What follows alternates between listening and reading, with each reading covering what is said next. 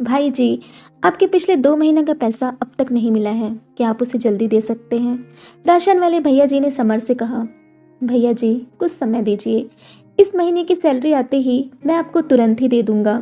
आपको कभी शिकायत का मौका नहीं दिया है। मैं जल्द से जल्द आपको पेमेंट कर दूंगा। कहते हुए समर ने राशन का सामान लिया। बाजू में खड़ी समर की बीवी प्रेरणा को यह सब सुनकर बिल्कुल भी अच्छा नहीं लगा। घर लौटने पर समर की माँ सुमिता जी ने राशन का थैला समर से लेकर उसे रसोई में रख दिया। अरे बेटा, ऑफिस से पहले घर आ जाते, फिर राशन लेने चले जाते। बहू भी थक जाती है। जाओ, तुम दोनों थोड़ा आराम कर लो।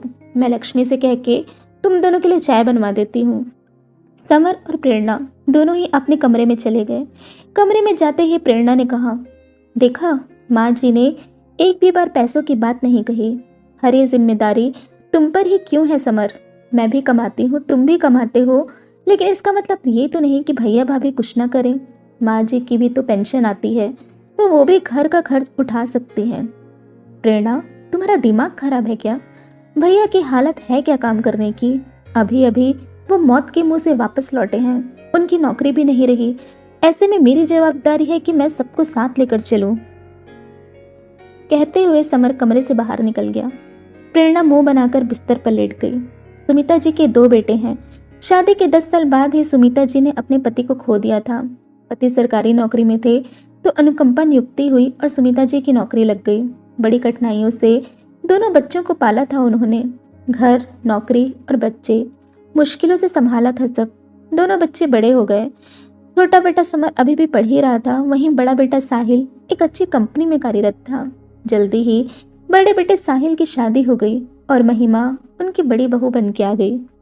महिमा गुणों से भरपूर थी। सुमिता जी ने उसे साक्षात लक्ष्मी माना था, क्योंकि उसके आने से ही उनके घर की काया बदल गई थी। भले महिमा एक गृहिणी थी, लेकिन सुमिता जी का घर उसके आने के बाद ही संपूर्ण हुआ था। तब से उन्होंने उसका नाम लक्ष्मी रख दिया। 2 बेटियों के जन्म के बाद उनकी गृहस्थी हरी भरी हो गई। कुछ सालों के बाद समर ने भी अपनी ऑफिस की कलीग प्रेरणा से विवाह की इच्छा जताई और सुमिता जी ने खुले दिल से प्रेरणा को अपनाया। प्रेरणा शादी के बाद भी नौकरी करना चाहती थी, तो सुमिता जी ने कभी उसे मना नहीं किया। शुरुआत में तो सब कुछ ठीक था। प्रेरणा महिमा और सुमिता जी के साथ हिल मिलकर रहती थी, कामों में मदद भी करती। धीरे धीरे समय गुजरता गया और जल्दी ही प्रेरणा एक बेटे की माँ बन गई। उसे बड़ा फक्र हो रहा था कि उसकी जेठानी की 2 लड़कियां हैं, लेकिन उसका बेटा है। बेटा ही वंश आगे बढ़ाता है। यही सोच सोचकर वो अपनी जेठानी को कहती रहती, भाभी, भैया से कहिए कि सेविंग करना शुरू कर दें। 2 लड़कियां हैं आपकी, दहेज तो देना होगा। मेरा तो दहेज आएगा। प्रेरणा की बात सुन मुस्कुराते हुए महिमा ने कहा, वक्त आने पर सब हो जाता है प्रेरणा। मैं तो बस यही चाहती हूँ कि मेरी दोनों बेटियां अपने पैरों पर खड़ी हो जाएं, तभी उनकी शादी करूंगी। और प्रेरणा चुप हो जाती। ऐसा नहीं था कि महिमा को प्रेरणा के इरादों के बारे में पता नहीं था। वो बस इन सब बातों में अपना समय खराब नहीं करना चाहती थी। कुछ समय बाद ही साहिल का एक्सीडेंट हो गया। वो जिंदगी और मौत से जूझ रहा था। ऑपरेशन के लिए पैसों की जरूरत थी। साहिल की जितनी सेविंग थी, जो उन्होंने दोनों बेटियों के लिए जोड़ कर रखे थे, उसे खर्च करना पड़ा। बाकी पैसे समर ने खर्च किए। इस बात पर भी प्रेरणा ने बहुत सुनाया उसे।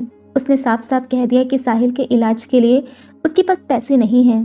सुमिता जी की थोड़ी बहुत सेविंग थी, जो उन्होंने महिमा को दे दिए। बाकी पैसे महिमा ने अपने गहने बेच के इंतजाम किए। बहुत मुश्किलों से साहिल की जान बच पाई थी। साहिल को बेड रेस्ट करने के लिए कहा गया था। इसके चलते उसकी नौकरी भी चली गई। अब घर की जिम्मेदारी समर पर थी। सुमिता जी की पेंशन से साहिल की दवाइयाँ आती, पर घर का राशन, बिजली का बिल, हर जिम्मेदारी समर पर थी। समर खुशी खुशी सब करता, लेकिन प्रेरणा को इन सब से काफी गुस्सा आने लगा। प्रेरणा, चाय पी लो। अचानक ही प्रेरणा अपने अतीत से बाहर आई। महिमा उसके सामने चाय लिए खड़ी थी। नहीं भाभी, मन नहीं है, ले जाइए। क्या हुआ प्रेरणा, तुम्हारी तबीयत ठीक नहीं है क्या? जैसे प्रेरणा उनके बोलने का ही इंतजार कर रही थी, आज उसने लावा उगल दिया। हाँ भाभी, मैं जब से शादी करके आई हूँ तब से ही बीमार हूँ, क्योंकि बीमार करने वाले आप लोग ही हैं। मैं थक चुकी हूँ आप लोगों से। आज हमारे पास खुद के लिए क्या है?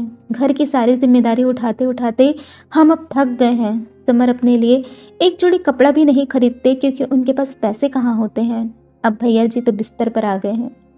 प्रेरणा, तुम चिंता मत करो, मैंने जॉब के लिए फॉर्म भरे हैं, शायद जल्दी ही नौकरी लग जाए तो तुम दोनों पर इतना भार नहीं होगा। नौकरी? वो भी आपकी? आप तो अनपढ़ हैं, तो नौकरी कहाँ से मिलेगी? अंग्रेजी बोलनी भी आती है आपको? सरकारी नौकरी तो लगने से रही, और प्राइवेट नौकरी के लिए अंग्रेजी ज़रूरी है, जो आप जैसी अनपढ़ गंवार को नहीं आएगी। जिंदगी भर समर ही आप दोनों पति पत्नी और बच्चों का बोझ उठाते रहेंगे। लेकिन अब बस, मुझे साथ नहीं रहना, मैं अब और बर्दाश्त नहीं कर सकती आप लोगों को। ये तुम क्या कह रही हो प्रेरणा? समर और सुमिता जी दोनों ही कमरे में आ चुके थे। दोनों की प्रेरणा से खूब बहस हुई। महिमा अपने उजड़ते हुए घर को देख रही थी।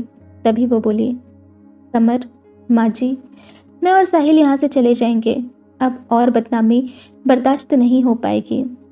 समर ने महिमा से माफ़ी मांगी और उसे रुकने को कहा, लेकिन जब एक बार स्वाभिमान को ठेस पहुंचती है तो वो इंसान कभी नहीं रुकता। सुमिता जी ने भी अपना फैसला सुना दिया कि अगर उनकी बहू लक्ष्मी उस घर में नहीं रहेगी तो वो भी उसी के साथ चली जाएंगी। प्रेरणा तो शुरू से ही चाहती थी कि उसकी फैमिली अकेले रहे। आखिर वो उससे मिल गया। साहिल, महिमा और उनके बच्चे, सुमिता जी घर छोड़कर चले गए। समर भी खामोश हो गया और उस घड़ी को कोस रहा था जब उसने प्रेरणा से शादी की। उस दिन से उसने उसे कुछ कहना ही छोड़ दिया। प्रेरणा को भी जिससे कोई फर्क ही नहीं पड़ रहा था। वो अपने बेटे हर्ष और नौकरी पर ध्यान देने लगी। उधर सुमिता जी की छोटी बहन ने अपना सामने वाला फ्लैट उन्हें दे दिया। सुमिता जी ने भी एक वक्त पर अपनी बहन की बहुत मदद की थी।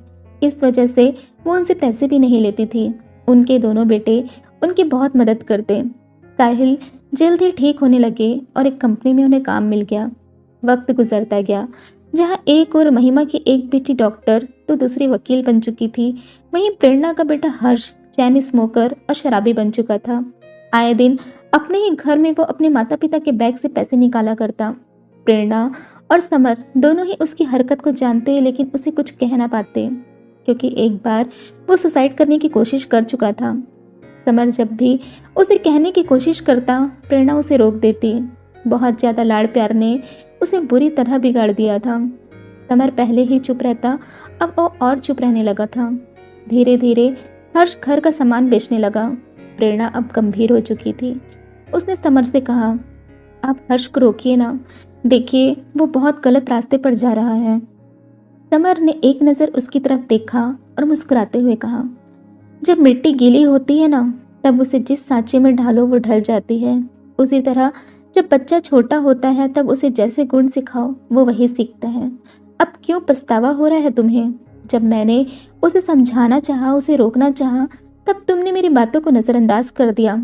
अगर घर वाले होते, भैया भाभी होते तो ये नौबत नहीं आती। ये तुम्हारे कर्मों का फल है।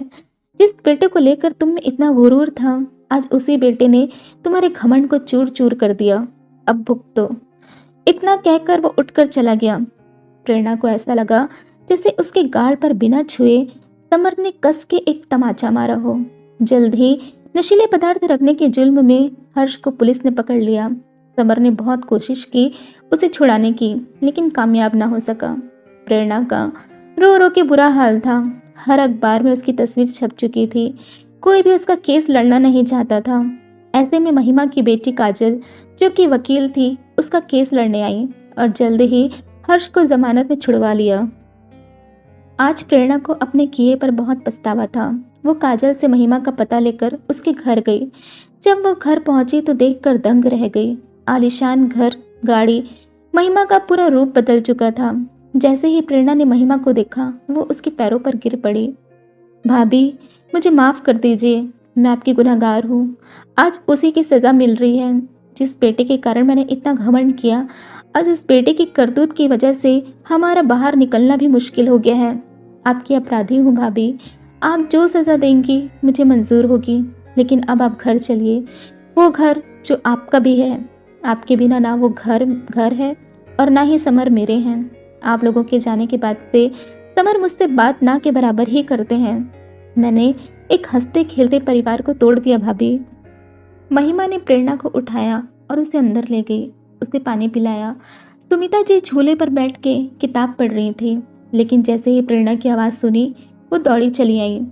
यहाँ क्यों आई हो प्रेरणा? चली जाओ यहाँ से।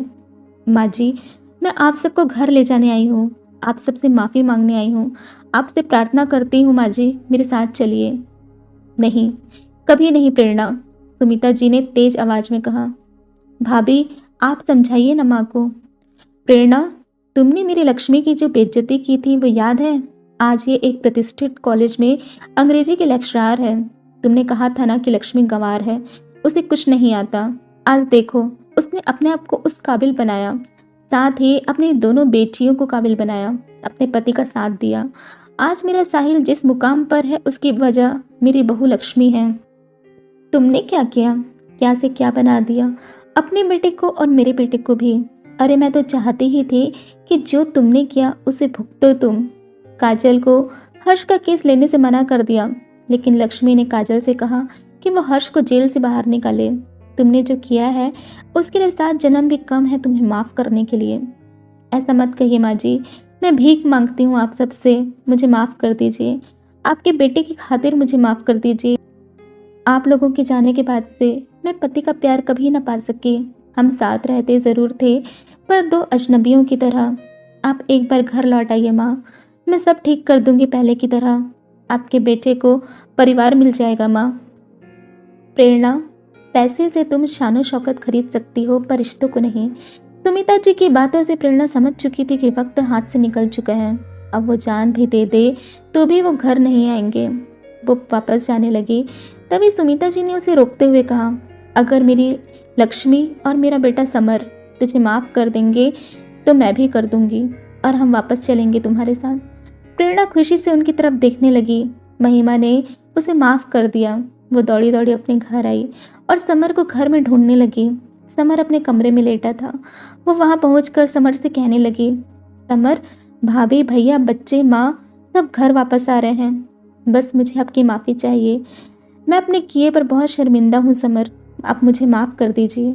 मैं वादा करती हूँ कि सब पहले की तरह मैं ठीक कर दूंगी और किसी को शिकायत का मौका नहीं दूंगी। समर अब भी शांत था। प्रेरणा समर के करीब गई। समर, आप कुछ कहते क्यों नहीं? मैंने सबसे माफ़ी मांग ली है, सबने मुझे माफ़ कर दिया है। आप खुश नहीं हैं? क्या आप मुझे माफ़ नहीं करेंगे? इतना कह के वो उसके पास गई।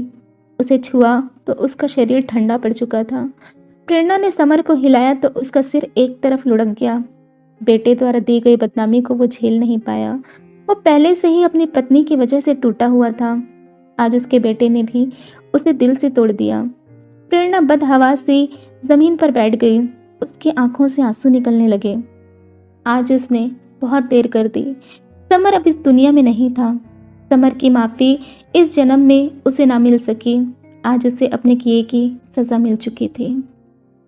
तो आप लोगों को ये कहानी कैसी लगी मुझे कमेंट में ज़रूर बताइएगा। अपने रिश्तों को संभाल के रखिए, कहीं ऐसा ना हो कि बहुत देर हो जाए। तो मिलती हूँ मैं आपसे अगली वीडियो में। अपना ध्यान रखिए। Take care.